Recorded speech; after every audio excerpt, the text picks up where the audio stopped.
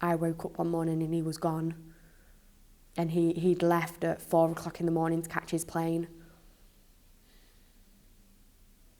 Yeah, fair enough, go off for a holiday, but there's no need to go for 3 years. There's no need to leave it that long for you to leave your children at home wondering if you're ever going to come back and if they're ever going to see you again.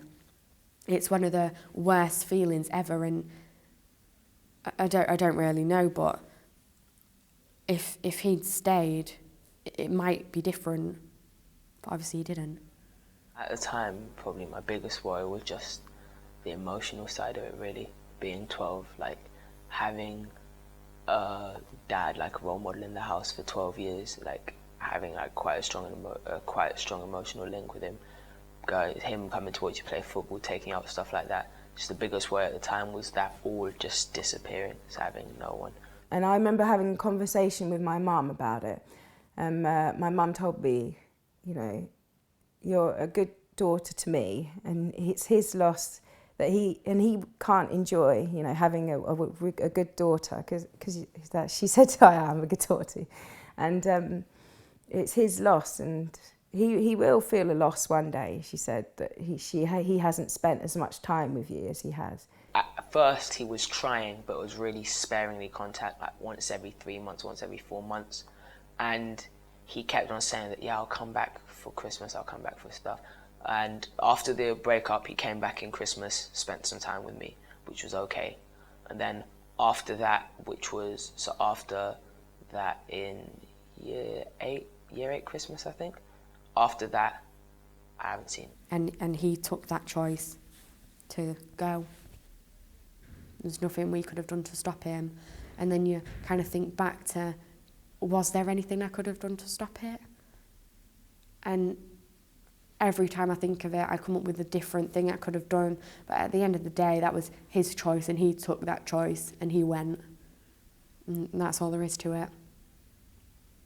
For example, I wrote a letter to my dad saying that I'm really sorry that I don't get to see you, but I've come to terms with the fact that it isn't my fault, and that as much as I love him, I know that if he ever did come back, we'd never be at that point that we were before.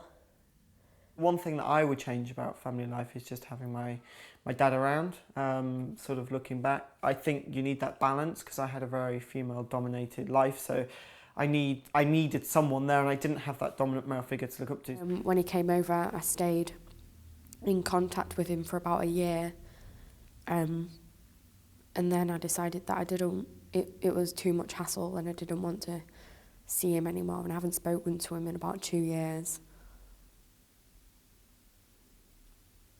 Even if you don't see them in person, just, for example, to write them a letter or give them a phone call, just to show that you do care, and just so that then they can have a chance to be able to tell you what they feel and how they reacted, and just to make it easier for both sides, really.